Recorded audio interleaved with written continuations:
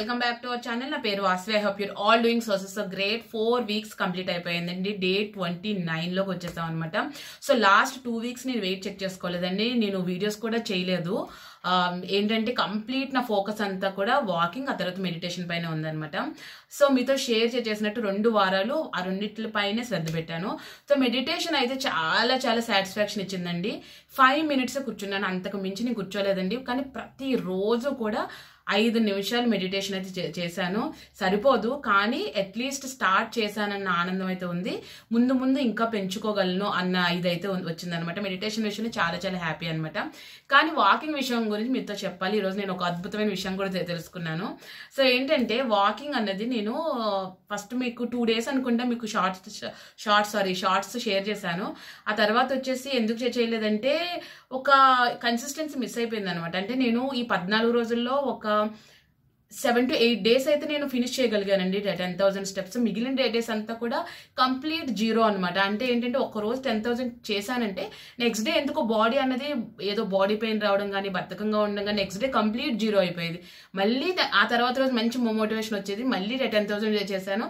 మళ్ళీ ఆ next day వచ్చేసి అలా అది ఒక ప్యాటర్న్ అయిపోయింది అనమాట. యాక్చువల్గా నాకు అర్థమైంది ఏంటంటే బాడీ రికవరీ కోసం ఒక డేని తీసుకుంటుంది అనేది నాకు ఒక 7-8 days తర్వాత అర్థమైందండి. ఆ తర్వాత ఇంకొక మెయిన్ విషయం ఏంటంటే నాకు పీరియడ్స్ లేట్ అయిపోయాయి. ఎప్పుడు లేట్ అవ్వు, నాకు ఎంత ఒళ్ళొచ్చినా లేకపోతే బరువు పెరిగిపోయినా, విపరీతమైన ఇంటర్మీడియట్ ఫాస్టింగ్ 20 hours లేకపోతే ఒమాడ్ ఏది చేసినా నాకు ఎప్పుడు పీరియడ్స్లో చేంజ్ రాలేదు. ఫర్ ద ఫస్ట్ టైం నాకు పీరియడ్స్లో చేంజ్ వచ్చి 1 week లేట్ అయిందండి. లాస్ట్ వీక్ రావాల్సింది, నేను అందుకే రెస్ట్ తీసుకుంటాను అనుకున్నాను, కానీ నాకు ఈ రోజు వచ్చింది అనమాట. అంటే 1 week ఎగ్జాక్ట్గా లేట్ అయింది.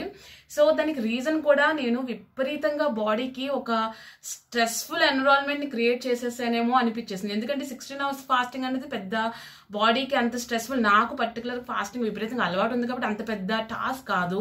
ఇంకా ఇంట్లో పనులు కూడా అంత ఏం లేవు, ఎందుకంటే అందరూ ఉంటున్నారు. సో నార్మల్గానే కొంచెం ఎంతో కొంత షేరింగ్ అనేది ఉంటుంది కాబట్టి అది కూడా కాదు.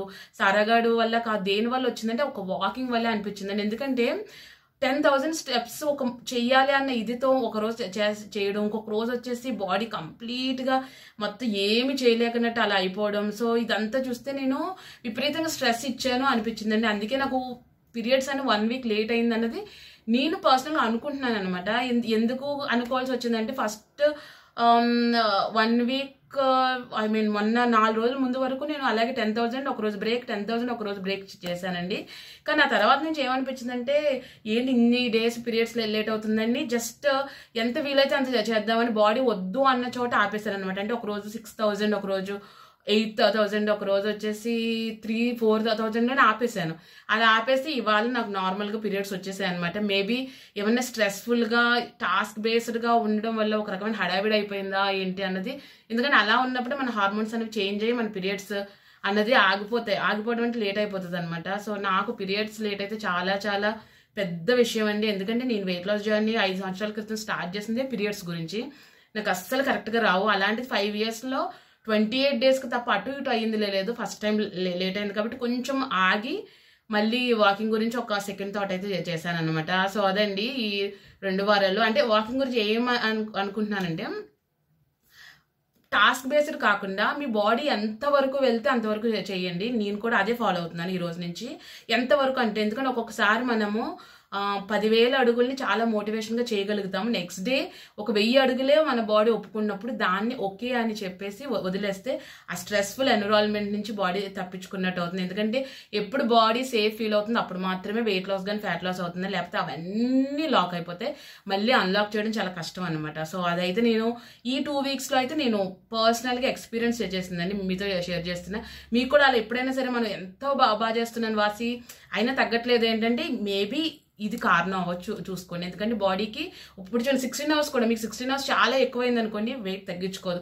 ఒక్కసారి తగ్గించి చూడండి, 14 hours తగ్గించండి, ఒకసారి 12 hours తగ్గించండి, వెయిట్ మూవ్ అవ్వడం స్టార్ట్ అవుతుంది. అది అర్థం ఏంటంటే మీ బాడీకి ఎంతవరకు కావాలో అంతవరకు ఉన్నప్పుడే, అది హ్యాపీ ఫీల్ అయినప్పుడే, అది సేఫ్ ఫీల్ అయినప్పుడే వెయిట్ లాస్ అయినా ఫ్యాట్ లాస్ అయినా జరుగుతూ ఉంటుంది అనమాట. సో దాని గురించి కంగారు పడద్దు, తగ్గించుకోండి, పెంచుకోండి.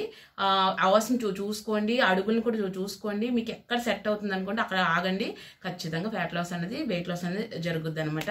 సో అదండి నేను ఈ 2 వారాల నుంచి నేర్చుకున్నది. సో వెయిట్ చూసేద్దాం. వెయిట్ తర్వాత ఒక చిన్న మాట మాట్లాడేసి నేను ఆపేస్తాను వీడియో.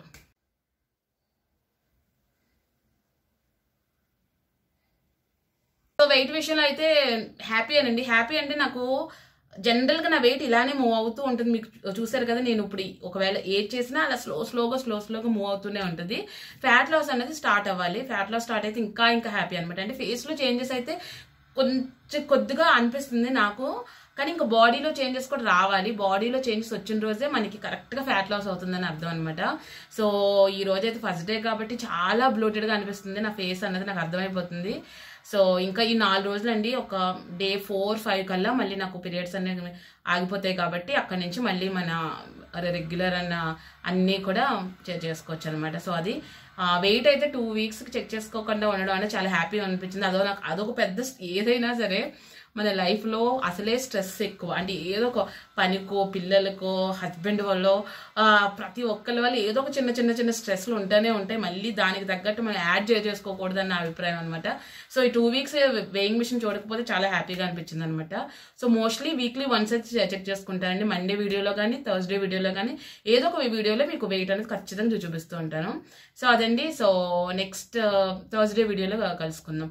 అప్పటికి నా పీరియడ్స్ అయిపోతాయి కాబట్టి ప్రశాంతంగా ఏం తిన్నాను ఏంటనేది మంచిగా ప్లాన్ చేసి మాట్లాడుకుందాం. ఓకేనా guys? Thank you so much for watching guys. Bye.